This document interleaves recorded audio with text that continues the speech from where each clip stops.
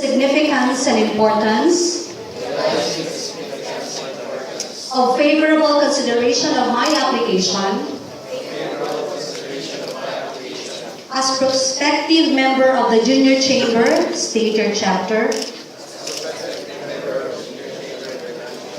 do solemnly swear to believe and creed and enforce and uphold the Constitution and bylaws of the Junior Chamber International State your chapter, Junior Chamber International and Philippines, and Junior Chamber International. So help me God. Congratulations.